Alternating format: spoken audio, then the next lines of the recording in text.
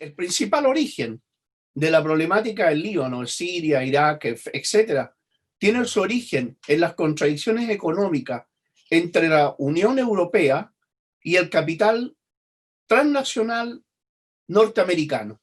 Por un lado, el capital norteamericano y el capital transnacional europeo, entrelazados en muchas empresas, tienen sus contradicciones con los capitales chinos y también Rusia.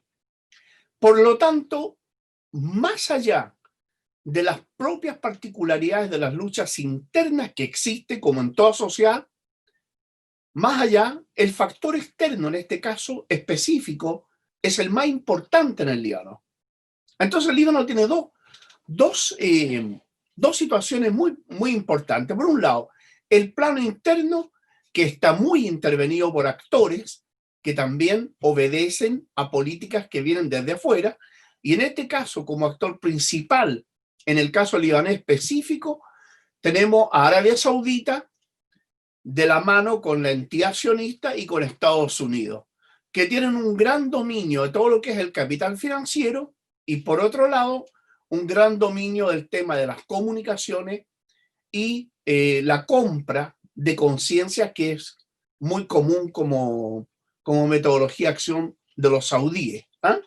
Y digo metodología de compra de conciencia porque sería un insulto a la inteligencia creer que la Casa Real Saudí tiene capacidad de pensar.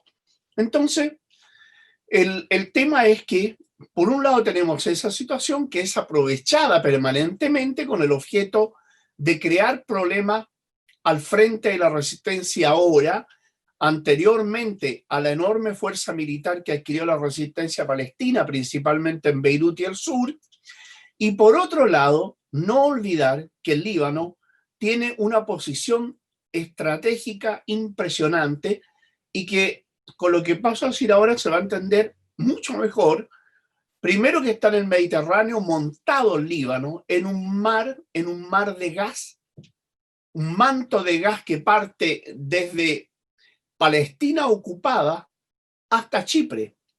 Y eso explica lo que está ocurriendo en este momento entre Chipre, Grecia y Turquía, pero es un tema que, si bien es cierto, está entrelazado, y la entidad sionista metiendo las manos a Estados Unidos y su perrito faldero que es Francia, no es menos cierto que todo esto está, como digo, en contraposición a dos elementos dentro del Medio Oriente y del contexto internacional que son radicales y que vamos a nombrarlo, y sé que Pablo después podrá ampliar muy bien lo que voy a decir.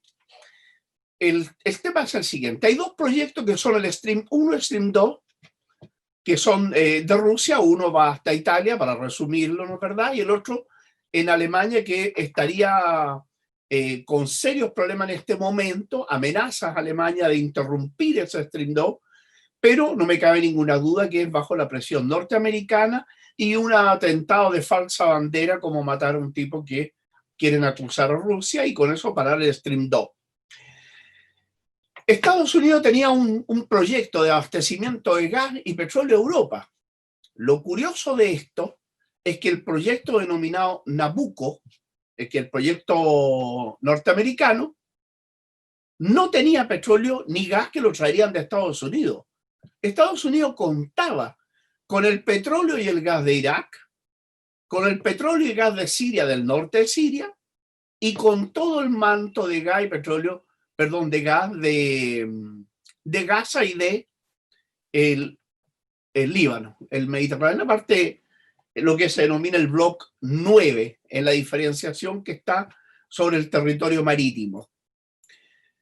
Para poder hacerse de ese petróleo y de ese gas, obviamente Estados Unidos tenía que hacer una intervención directa en la zona, y ya sabemos, para resumirlo, la invasión a Afganistán, la invasión a Irak, la guerra de agresión en contra Siria, el intento de llevar al Líbano a una guerra civil y las agresiones que tuvo en contra de Gaza el 2014, cuya principal causa fue la realización de un consorcio del Reino Unido, Francia, Estados Unidos y Egipto más la entidad accionista para explotar el gas frente a las costas de Gaza.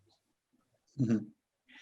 En ese contexto entra otro elemento tremendamente importante del análisis, que es China, y que China tiene proyectada dos vías de lo que se denomina la nueva ruta de la seda.